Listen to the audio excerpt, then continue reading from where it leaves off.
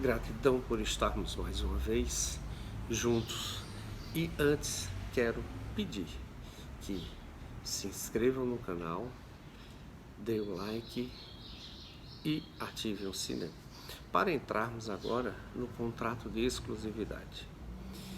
Essa é uma peça importantíssima para o artista, principalmente o artista profissional, que precisa ter uma empresa que o represente e precisa ter quem administre sua carreira. Para o artista isso é fundamental. E essa contratação de exclusividade não deve ter um prazo inferior a um ano. Não deve e não pode. Ele deve ter um prazo de um ano a no máximo 5 anos. Porque esse contrato ele precisa ter a característica de habitualidade, ser permanente e estável. E o que vai dar essa característica é justamente esse período de um ano no mínimo. Porque quando ele é feito abaixo de um ano, supõe-se já um indício de que ele foi feito por direcionamento. E isso coloca em risco o gestor público, o seu poder discricionário, e coloca também em questionamento o próprio artista, o próprio profissional, que às vezes, por não conhecer das demandas administrativas, assina determinados contratos sem ter o conhecimento de causa. Os auditores de controle externo, eles infelizmente não veem a peça de contratação do artista da forma específica. Eles fazem uma análise geral, apenas uma pura legalidade. E com isso, muitas contratações podem passar despercebidas e podem ter questões fraudulentas. Nós temos que pensar que existem bons gestores, maus gestores, bons empresários, maus empresários em toda a relação jurídica, e isso é normal. Precisa ter um olhar, o auditor, um olhar especial aos contratos de artistas diante do poder discricionário do gestor. Isso é muito importante porque, infelizmente, o gestor público, muitos padecem da ganância, da necessidade de ganhar fácil e às vezes ocorrem ilícitos administrativos. Sempre costumo afirmar que os auditores não sabem fazer auditoria cultural. Isso aí eu defendo muito, porque os auditores, quando chegam nos órgãos administrativos, fazem uma auditoria básica dentro dos seus patamares. Só que eles levam essa auditoria básica, quando eu digo básica, não é superficial, levam essas técnicas de auditoria para órgãos com trabalhos específicos, como é o caso de trabalhos com artistas, fundações culturais, secretarias de cultura, fundações de cultura. Precisa ter um olhar diferenciado e saber o procedimento real, conhecer as especificações para que a auditoria seja absolutamente correta, porque não conhecem essas especificações e isso leva a não dar total lisura aos processos de contratação de artistas pela administração pública, sempre citando que o artista não é a parte real aí é o ponto do processo administrativo, para que isso fique bem especificado, E por isso não são avaliadas e apuradas as provas fiscais ou financeiras. Os contratos de exclusividade necessitam de uma avaliação paralela e conjunta dos requisitos que são da razão da escolha, e da justificativa de preço. Por isso que eu disse que o auditor ele não pode fazer uma fiscalização em processos de fomento cultural igual ao que faz no processo administrativo em si, porque existem especificações.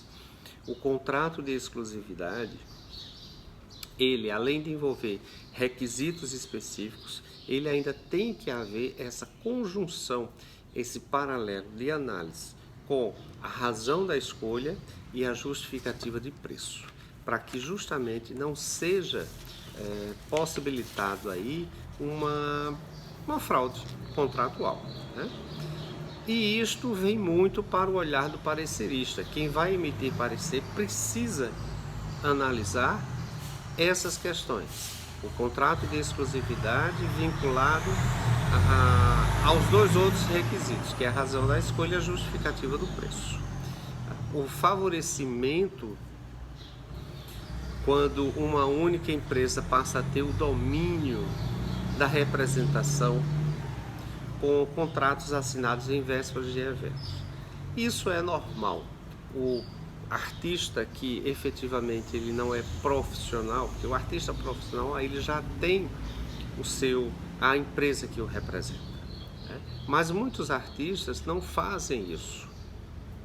E quando é necessário uma contratação com o poder público, imediatamente quer fazer um contrato. Então, isso é muito preocupante e é uma linha muito frágil para ser abordada quanto à questão de validade, porque envolve também o KNAI da empresa ser compatível com o contrato, que muitas vezes não é. Existem empresas que representam artistas que o KNAI não tem possibilidade de fazer esse atendimento, seja na atividade principal ou mesmo nas secundárias, não existe. Datas das provas de notoriedade e relação contratual com observação às datas vinculadas. É justamente onde entra o contrato de exclusividade. Você coloca para um evento e quando você vai olhar o bojo de instrução processual, existem apresentações do artista que se confrontam com datas do contrato de exclusividade que ele fez com outro órgão público. Então, realmente é uma linha que precisa ser muito bem observada pelo parecerista para poder opinar pela contratação do artista. Não existe validade em documento de autorizações, nem mesmo para um único evento. Já ouvi muito as pessoas dizerem, não, mas eu vou dar uma autorização para aquele evento. Não existe. Na administração pública, você não contrata por autorização. Na atividade privada, é totalmente diferente. Mas na administração pública, só vale o contrato de exclusividade. E o contrato ele tem que estar registrado em cartório. É outro dilema que muitos empresários e artistas reclamam, mas isto é o que determina o Tribunal de Contas da União no Acordo 96/2008. O gestor público que contrata sem as formalidades legais caracteriza grave infração à norma legal com irregularidade das contas do responsável. Então vejam o quanto custa a um gestor público a irregularidade em um contrato de artista pela administração pública. Isso é o que diz o Acordo 2560/2009 do plenário do Tribunal de Contas. O gestor que contrata em desacordo com a legislação estará a um passo da ilegalidade e da improbidade administrativa. Isso também é um acordo 96/2008, já citado do Tribunal de Contas, que deixa o gestor público vulnerável a ações de improbidade administrativa. Então, para vocês verem que não é simples a contratação de artistas pela administração pública. Infelizmente, esses contratos, muitos são totalmente legais. A fomentação da cultura, ela deve acontecer. Isso não é empecilho para fomentar a cultura, porque fomentar a cultura é uma coisa. As ações públicas que sempre defendo para fomentação da cultura, ela exime, ela retira toda essa responsabilidade do gestor, quando feito de forma correta. Mas a contratação específica de artistas por inexigibilidade é realmente uma caixinha preta que precisa de muita análise em todos os aspectos, principalmente para que o artista não seja atingido ou levado a uma má-fé administrativa. E desta forma espero contar com você se inscrevendo no canal, dando like, ativando o sininho, para numa próxima oportunidade estarmos juntos novamente.